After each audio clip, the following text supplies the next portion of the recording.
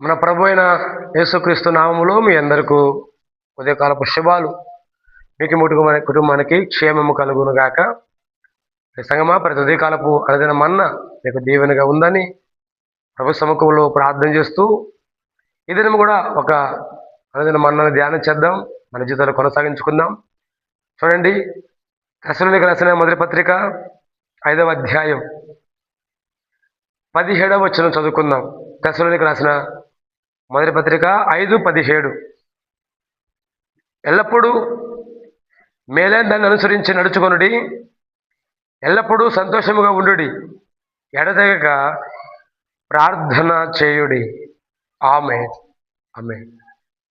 ప్రియ దేవుని ప్రజలారా, దేవుని జనగమా, ఒక శ్రేష్టమైన మాట ఈ ఉదయకాల సమయం పరిశుద్ధాత్మ దేవుడు మనతో మాట్లాడుతున్నారు.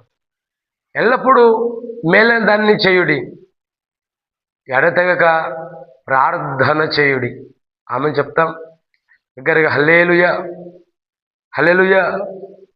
ప్రియ దేవుని ప్రజలారా, దేవుని జనాంగమా, మనము ఎడతెగక ప్రార్థించేవారుగా ఉండగలగాలి. దేవుని సముఖంలో దేవుని నామను స్తుతించడానికి, ప్రభు నామను మహింపరచడానికి, ఆ సముఖంలో మేలైన దాన్ని ఎంచి కృతజ్ఞతాపూర్వకంగా ప్రభుని కనపరచడానికి మన జీవితాల్లో ప్రార్థన అనుభవం చాలా గొప్పది. అందుకే ఈ పగలు పరిశుద్ధాత్మ దేవుడు మనకు పరిచయిస్తున్న ఒక మంచి మాట, మనము ఎడతెగక దేవునికి ప్రార్థన చేయగలగాలి. ఆమె ఏమా ఉదయం ఎంతమంది ప్రార్థన చేసుకొని జీవితాన్ని ప్రారంభిస్తున్నారు? ఎంతమంది వాక్యం చదువుకొని జీవితాన్ని ప్రారంభిస్తున్నారు? ఈ యొక్క హడావడి, ఈ యొక్క భయంకరమైన దినాలలో, ఈ గలిబిలి దినాలలో, ఈ చివరి దినాలలో ఎవరికి వారే ఉద్యోగాల పేరట, వ్యాపారాల పేరట, ఉద్యోగాల పేరట ఎటు వారు తిరుగుతున్న ఈ దినాలలో మనం ప్రార్థనతో జీవితాలు ప్రారంభించుకోవాలి. ప్రార్థన పరిస్థితులు మారుస్తుంది, ప్రార్థన స్థితిగతులు మారుస్తుంది, ప్రార్థన మనలను ఉన్నత స్థాయికి చేరుస్తుంది. ఆమె హల్లెలూయా, హల్లెలూయా. అందుకే ప్రార్థన వలనే ఏదైనా సాధ్యం, ఏదైనా సాధ్యం. సంగమా, విశ్వాసాన్ని కాపాడుకుంటూ ఈ దినమంతా, ముందున్న కాలమంతా ఎడతెగక ప్రార్థన చేద్దాం.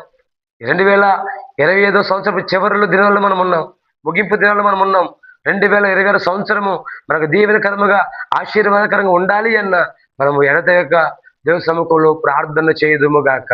ప్రార్థన పరిస్థితులు మారుస్తుండగా 2026 సంవత్సరంలో నూతన కార్యాలు ప్రార్థన చేత మనం పొందుకొందుము గాక. హల్లెలూయా, హల్లెలూయా. దేవుని జనాంగమా, నిశ్చయముగా ఈ పగటి కాల వేళ దేవుని కృపను ఆవరించి అనేకులకు దీవెనగా మార్చినట్లుగా ప్రార్థన పూర్వకంగా జీవిద్దాం, ప్రార్థనతో బ్రతుకుదాం, ప్రార్థన ఆయువుగా, ప్రార్థన ఊపిరిగా జీవిద్దాం. అటు కృపతో దేవుడు మనందరూ దీవించి ఆశీర్వదించును గాక. ఆమేన్. ప్రార్థన చేద్దాం. ప్రేమగల తండ్రి, నీకు స్తోత్రమయ్యా. మేము ఎడతెగక ప్రార్థించే మనసును మాకు దయచేయండి. ఎందుకంటే ప్రభు వాక్యం విన్నారు, వారందరి జీవితాల్లో నూతన కార్యం జరిగించమని, ప్రార్థన లేమిలో ఉన్నవారు, ప్రార్థన కొరతలో ఉన్నవారు, ఇది మొదలుకొని ముందున్న కాలమంతా ఎడతెగక ప్రార్థన చేసే అనుభవాన్ని దయచేయమని యేసయ్య నామములో అడిగిన మనవులు పొందుకొనిచున్న మా ప్రియ పరలోకపు తండ్రి. ఆమె ఆమె. మీ అందరికీ మరొక యేసు నామములో శుభాలు చేస్తూ దేవుని మనం దీవించును గాక.